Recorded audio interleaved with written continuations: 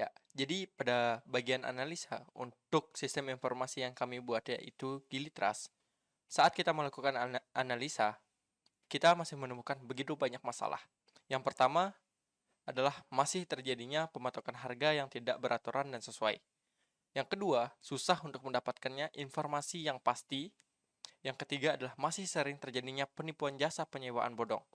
Jadi, kita berinisiatif untuk membuat sebuah sistem informasi yang akan membantu pengunjung, termasuk masyarakat yang berada di Gili maupun pengunjung yang datang dari luar untuk dapat dengan nyaman, dengan mudah untuk berwisata di Gili.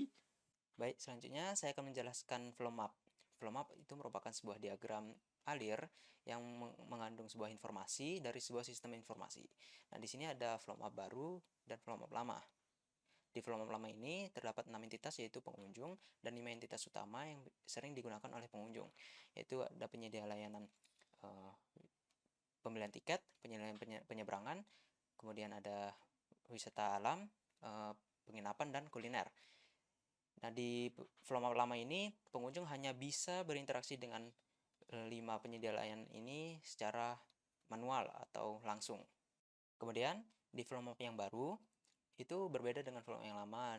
Di flow yang baru ini hanya terdapat 3 entitas yaitu pengunjung, sistem informasi, dan penyedia layanan, di mana pengunjung ketika ingin berinteraksi dengan penyedia layanan harus melalui sistem informasi terlebih dahulu, di mana sistem informasi ini terdapat sebuah database atau sistem basis data yang akan melakukan inputan, outputan, dan proses itu melalui sebuah komputer seperti itu.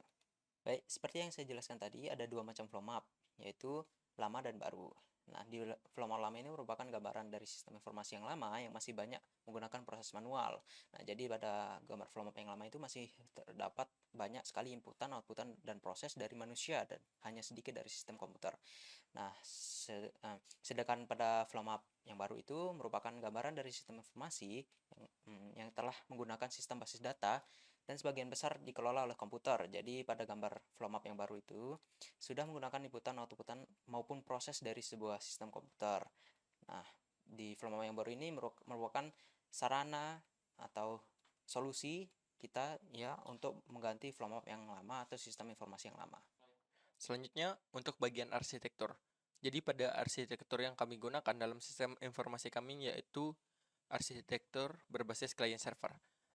Di sini kita memiliki dua user. Yang pertama adalah user biasa yang menjadi pengguna sistem informasi yang kami buat, dan yang kedua adalah service provider yang akan nantinya menjadi pengembang. Jadi mula-mula user dan service provider ini harus memiliki akun. Selanjutnya, sistem informasi kami dapat diakses melalui berbagai device, laptop, komputer, smartphone, dan lain-lain.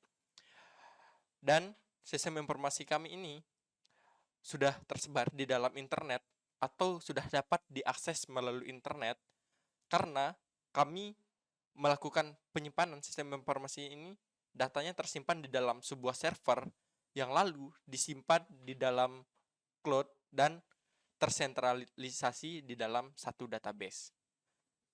Lalu ini adalah data flow diagram kami yang dimulai dari diagram konsep.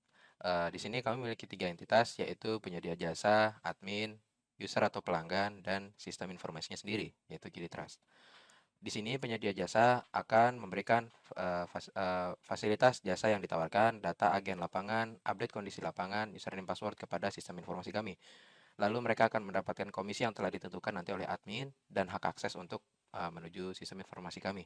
Di sini admin dapat menambah atau mengubah status jasa, dapat mengupdate forum, data admin, username password, penentuan harga jasa, kredibilitas jasa, dan admin akan mendapatkan hak akses untuk sistem informasi kami. Di bagian user atau pelanggan, di sini user akan memberikan username password, data pelanggan, data perjalanan, pembayaran, dan feedback. Nanti feedback di sini adalah hasil di mana saat mereka sudah melakukan perjalanan. Apakah update kondisi lapangan yang telah diberikan oleh penyedia jasa kepada Gili Trust sesuai dengan apa yang dihadapi oleh pelanggan. Nanti di sini si user atau pelanggan dapat hak akses dan guidance. Guidance di sini adalah nanti di sana mereka tidak akan kebingungan kemana mereka akan pergi. Di sini adalah data diagram level 0 kami, yang dimana adanya sedikit perkembangan dari diagram konsep yang telah kami buat, yaitu misalkan proses pengelolaan sistem dan juga akses untuk login, lalu memperinci aktivitas yang dilakukan tiap entitas. Di sini kita bisa lihat penyedia jasa akan memberikan username password kepada akses, lalu di sini ada data penyedia jasa yang diberikan kepada akses. Di sini mereka akan menerima chat, menerima ranking, dan permintaan user. Nanti user akan memberikan itu kepada sistem informasi kami. User dan admin juga memberikan username password kepada akses login. Lalu di sini bedanya adalah user bisa memberikan testimoni sesuai yang tadi, testimoni terhadap apa yang sudah mereka alami saat di perjalanan. Nanti si penyedia jasa akan memvalidasi apakah benar jika pengguna benar-benar mereview apa yang telah dialami oleh pengguna itu sendiri. Di sini ada 3 entitas dan juga 4 proses, di mana ada admin, penyedia jasa, dan pengguna yang pada awalnya akan melakukan aktivitas login dengan memprovide username dan password masing-masing yang akan dicek melalui data login.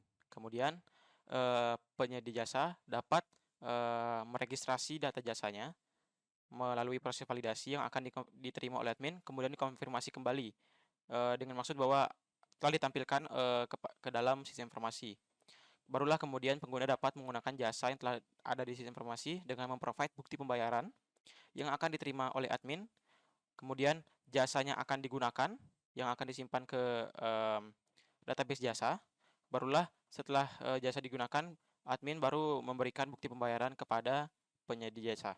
Data flow diagram level 2 yang lebih rinci lagi dari data flow diagram level 1, di mana di sini menjelaskan seperti pertama, admin, user, dan juga penyedia jasa akan melakukan aktivitas login dengan memprovide username dan password masing-masing.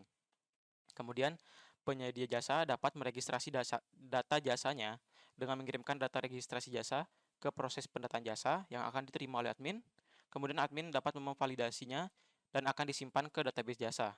Barulah user dapat menggunakan atau memesan jasa yang telah ada di sistem informasi dengan memilih jasa melalui proses pemesanan dan kemudian memprovide bukti pembayaran kepada aplikasi validator yang diterima oleh admin, kemudian divalidasi oleh admin, baru kemudian menjalur ke proses jasa, di mana jasa ini digunakan oleh si user. Ketika jasa telah digunakan, maka user akan mengirimkan konfirmasi pemakaian kepada aplikasi validator, kemudian akan dikonfirmasi kembali oleh admin apakah jasanya telah benar-benar digunakan. Jika iya, maka admin akan mengirimkan pembayaran ke penyedia jasa. Dan tidak lupa juga, setiap bukti pembayaran yang dilakukan itu disimpan ke dalam database bukti pembayaran. Oke, baiklah. Selanjutnya adalah metode pengembangan. Untuk metode pengembangan sendiri, kami memilih metode Kanban. Nah, metode Kanban ini adalah sebuah metode yang melibatkan sebuah papan. Papan ini adalah tempat di mana kami akan melacak bagaimana progres dari anggota-anggota lain dan progres dari perkembangan sistem informasi yang kami sedang kembangkan. Nah, sistem informasi Gili Trust dengan metode Kanban ada beberapa langkah.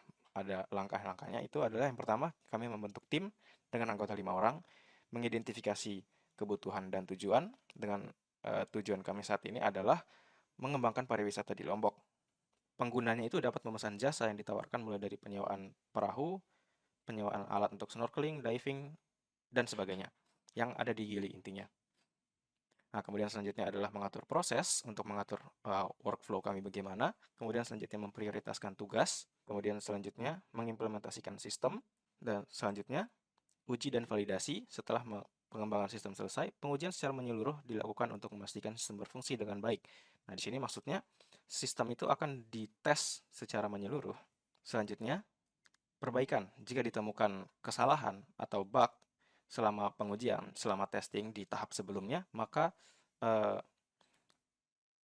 kesalahan tersebut harus diperbaiki. Kemudian selanjutnya, pengiriman bertahap. Setelah memastikan fungsi sistem dapat berjalan dengan baik sebagaimana mestinya, hasilnya dapat dikirimkan secara bertahap kepada pengguna, sehingga memungkinkan perbaikan dan peningkatan berdasarkan feedback dari pengguna. Berarti kami melakukan sebuah beta testing. Selanjutnya, adaptasi dan perbaikan sistem sesuai kebutuhan. Nah, setelah melakukan beta testing dan berbagai macam langkah-langkah, kami melakukan perubahan finalisasi jika ada yang dibutuhkan berdasarkan feedback dari pengguna.